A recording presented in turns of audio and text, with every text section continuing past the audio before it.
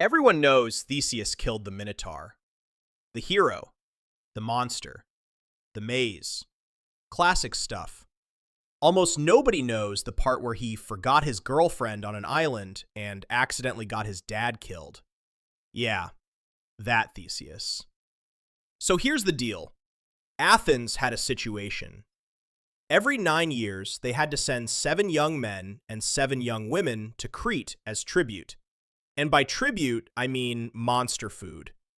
Because King Minos of Crete had this, let's call it a pet, the Minotaur. Half man, half bull, all nightmare fuel. Greek mythology is wild, man. Theseus was the prince of Athens. Young, strong, probably did push-ups for fun. When the time came for the next tribute, he volunteered. Just raised his hand. Yeah, I'll go fight the monster. His dad, King Aegeus, was not thrilled. But Theseus made a promise. He said, "Dad, if I survive, I'll change the sails on my ship from black to white on the way home. That way you'll know I'm alive." Keep that in mind. It's important. Spoiler, he forgets. Theseus arrives in Crete, and immediately King Minos' daughter, Ariadne, sees him and thinks, yeah, that one. Ancient Greek love at first sight hit differently.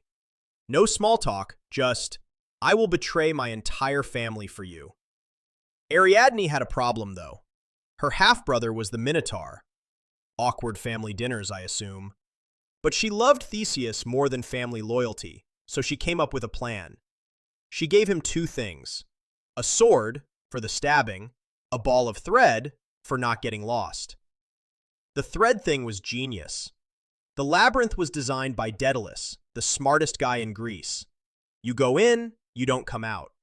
Unless you have string. Sometimes the simplest solutions are the best. Theseus enters the labyrinth. It's dark. It's twisting. It smells like, I don't know, ancient bull monster. He ties the thread to the entrance and walks deeper. Smart. And then he finds it. The Minotaur.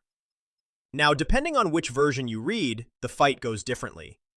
Some say Theseus used the sword. Some say he just punched it to death with his bare hands. Personally, I think the sword makes more sense. But Greek heroes were built different, so who knows? Either way, Theseus wins. Monster? Dead. Thread? Followed back to the exit. Mission? Accomplished. He escapes with the other Athenians, grabs Ariadne, and they sail away. Crete is not happy about this. So they're sailing home. Theseus and Ariadne. Presumably in love. Everything's great. They stop at an island called Naxos. And then Theseus leaves. Just leaves her there. Why? Great question. Depends who you ask. Some versions say the god Dionysus told him to leave because he wanted Ariadne. Some say Theseus just forgot about her. Some say he was a jerk. I'm going with jerk. Remember that promise Theseus made to his dad? Change the sails from black to white if he survived? Yeah, he forgot. He sails home with black sails still up. King Aegeus is waiting on a cliff, watching for the ship. He sees the black sails. He thinks his son is dead, and he throws himself into the sea. The sea that is now called the Aegean Sea, named after him, because he died thinking his son was dead. Theseus gets home, realizes what he's done, and, well, tough day. Theseus killed the Minotaur, saved Athens, became king. But he also abandoned the girl who saved his life and forgot the one thing his dad asked him to remember. Greek heroes, man. They're complicated. Theseus wasn't a villain, but he wasn't a flawless hero either. He was just a guy who was really good at fighting monsters and really bad at remembering important details. Which, honestly, is kind of relatable.